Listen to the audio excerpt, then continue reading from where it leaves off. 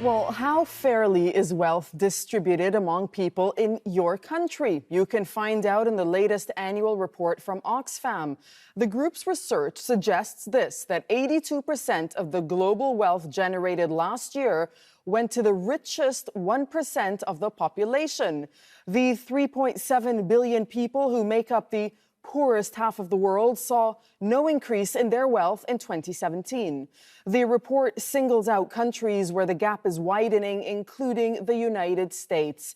It says the three richest people in the U.S. own the same wealth as the bottom half of the population. That's 160 million people.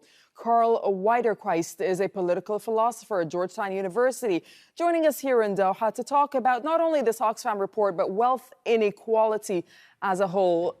Did anything surprise you about the findings of this report?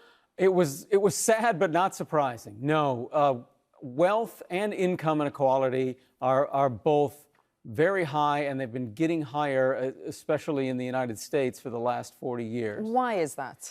Well, it's because of policy. We have policy that is very favorable to people who own wealth, and wealth produces a return on wealth.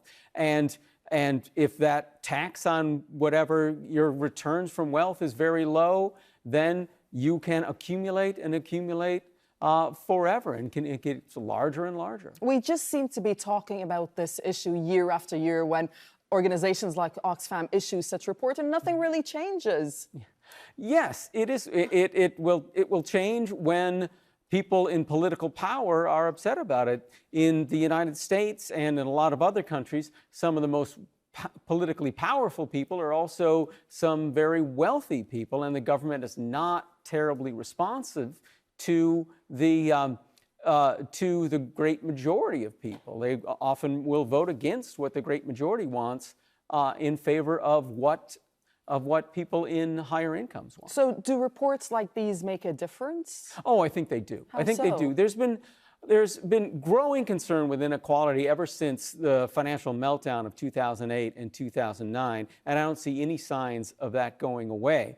And this concern about inequality, things like this that reinforce it and show that it is not trickling down as we're so often promised. They say, give it to the wealthy and then they will create jobs for everyone else.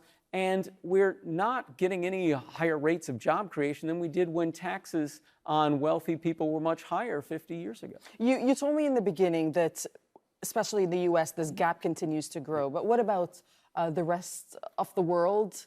Can we generalize that way? Oh, yes, you can generalize. There's differences country by country, but generally, wealth inequality especially has been very high and getting higher. And wealth is what determines your power. Right. Okay, we'll leave it there. We thank you very much for joining us on Al Jazeera.